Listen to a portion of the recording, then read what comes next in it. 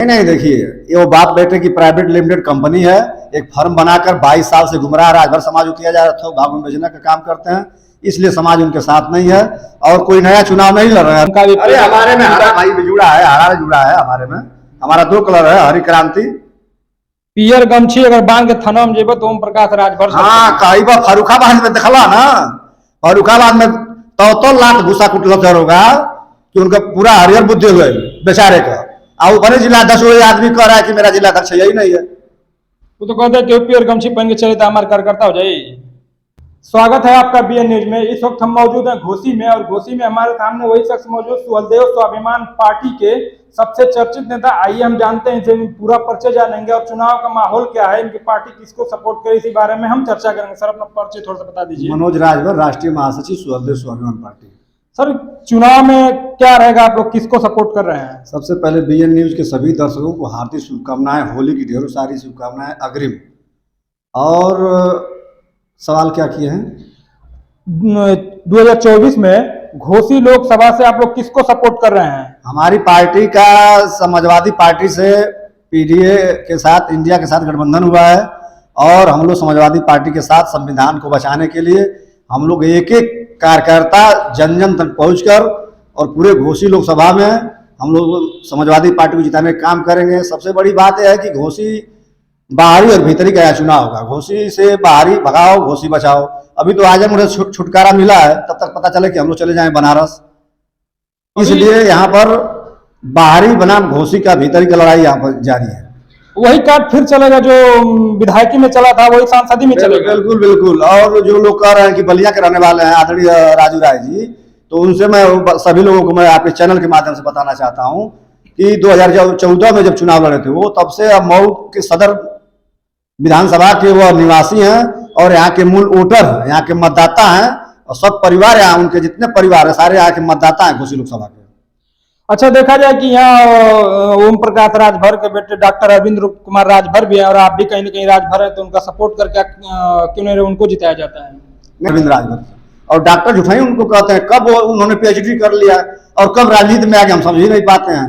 तो इसलिए मैं आपसे बताना चाहता हूँ चैनल के माध्यम से कि यहाँ पर ओम प्रकाश राजभर की कोई जमीन है यही नहीं है। वो अगला चुनाव विधानसभा लड़े थे अपने दम पर, लोकसभा भी 19 में लड़े थे अपने दम पर। अपना उठा कर देख ले फिगर, क्या उनका फिगर था। ओम प्रकाश राजभर की छड़ी बगैर किसी सहारे खड़ी नहीं होती है और उनको जो मोतियाबिंद हो गया है उसको ऑपरेशन करने के लिए माननीय महेंद्र राजभर के नेतृत्व में सुहलदेव स्वाभिमान पार्टी का जो उदय हुआ है, जो अभी हाल ही में अभी उपचुनाव में भर मुंह धूल फांक कर यहाँ से उनको भिजवाया गया है। फिर भी वो बेशर्म नेता है, दोपहर में कुछ बोलेगा, शाम में कुछ बोलेगा। ऐसा मत के जेल भिजवा देंगे, मंत्री बन गए, उन्हीं के पार्टी के बिछंदर राजभर एमएलसी बन गए हैं, कहीं ना कहीं 2-2 पद उनको मिल गया है। ऐसा है, देखिए वो सिर्फ एमएलसी बनाए हैं जो महेंद्र राजभर जो खर्चाली ठोके हैं।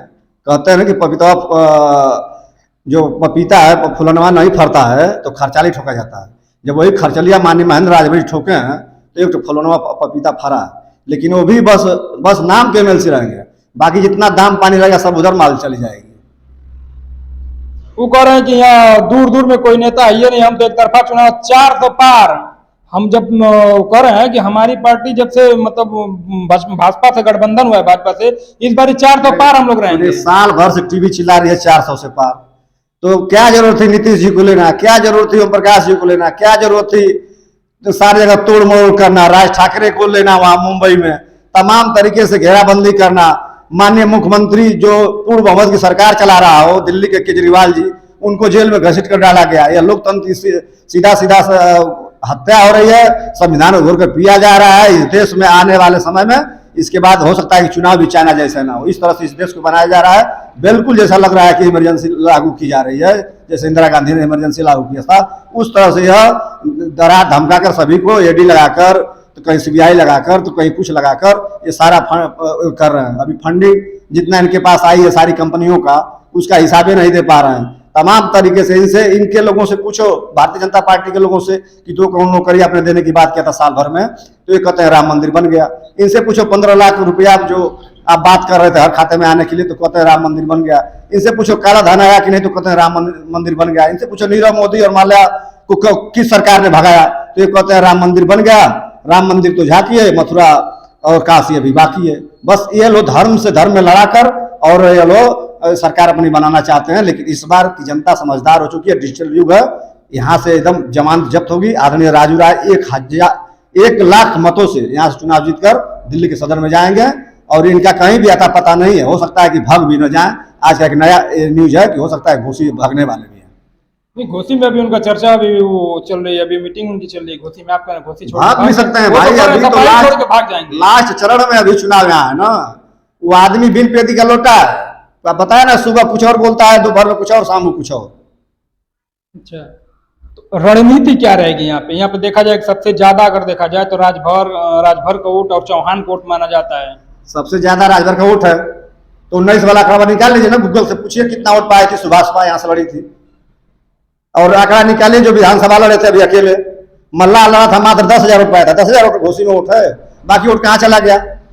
अब तो उसमें भी एक सुहलदेव स्वाभिमान पार्टी का उदय हो गया ना फाट। तो और आ जाएंगे नीचे, कहीं भी जमीन पर नहीं है।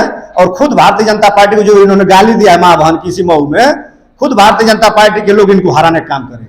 अच्छा, उनके कुछ नेता कहते हैं कि सुहलदेव स्वाभिमान पार्टी का अर्थ होता है माल पार्टी। माल सही है, सही है भाई, कहते हैं क्योंकि वो माल 22 साल से वो लूट रहे हैं, जो थोक भाव में बेचते हैं। अब्बास अंसारी में करता था, जो विधायक हुआ है माफिया डाल मुख्तार अंसारी का लड़का यहीं से सदर से करता था अब्बास अंसारी। जरा पूछिए जो कोई उसका करता मिलता है तो। हंसूराम करता थे, बेबीराम जखनिया वाले करता थे कि पलाना में जो लड़ी महिला IAS की औरत इनकी करता थी, कि जो खड्डा में चुनाव लड़ा वो करता था इनका, जो महादेवा में बस्ती जनपद में लड़ा करता था उनका करता था। 17 में बाप बेटा लड़े और बाकी सारी सीट इन्होंने थोक के भाव बेच दी। क्या इनके पार्टी में कोई चमार नहीं था क्या? जो इनको 10 साल, कोई 15 साल, कोई 20 साल समय दिया, कोई 5 साल दिया, कोई 18 साल अपनी जवानी को बर्बाद किया, तो इनकी पार्टी में कोई चमार ऐसी करता नहीं था। बाहरी जब ऐसी सीट लिए ज्यादा करके चालाकी करके बेचने के लिए तो अपने कार्यकर्ता को लड़ाया होता। तो मैं जानता कि मर्द है एक तो खर्चाले ठोकने पर तो अभी एक जाकर MLC बनाए हैं, लेकिन वो भी माल पानी सब यही ले लेंगे। तो जो माल पानी हमेशा लूटा है उसको हमेशा माल पानी उसको नजर आएगा। पार्टी बनने से पहले हमारे पास सारी सुविधा है, गाड़ी मेरे पास है, सारी सुविधा पार्टी बनने से पहले से हम लोग के पास है। ऐसा थोड़ी नहीं है कि उनके जैसे स्कूटर से आए और फॉर्च्यूनर तक हम लोग पहुंचा दिए तो आज उनको बात ज्यादा आ रही है। अच्छा, कहीं देखा जाए आपका भी पीला गमछा है। पीला गमछी से थाना चलेगा कि संविधान से चलेगा बताइए आप? थाना चौकी तो संविधान से चलता है। संविधान से चलेगा ना, कि इनके पीला गमछे से चलेगा। तो कहा ना फरुखाबाद वाला जब हम दे रहे हैं उसको तो कह रहे हैं कि मेरा जिला अध्यक्ष यही नहीं है। चलो भाई आपका जिला अध्यक्ष नहीं है, लेकिन आपने कहा था कोई भी पीला गमछा पहन कर चला जाए 25 रुपए का मिलता है तो उसको हमारा चेहरा नजर आएगा। तो वही मन बोल लेता है, कब ये क्या बोलेंगे कोई इनका ठिकाना नहीं है। ये कभी ललका साढ़ पियर का साढ़ चल सन्यासी मंदिर में भीख मांगवाने ट्रेनिंग वहां दिलवाऊंगा। जब तक अमित शाह को मोदी को गुजरात नहीं भेजूंगा तब तक असली माँ बाप की मैं औलाद नहीं। तमाम तरीकों से इन्होंने भारतीय जनता पार्टी को गाली दिया। तो आज भारतीय जनता पार्टी के तमाम कार्यकर्ता इनको हराने का खुद ही वो काम करेंगे। इनकी जमानत यहाँ से घोसी से जब्त होगी। 4 तारीख को 5 बजे शाम को आप हमसे मिलिएगा। हमारे साथ बातचीत करने के लिए आपका बहुत बहुत धन्यवाद। बहुत बहुत धन्यवाद।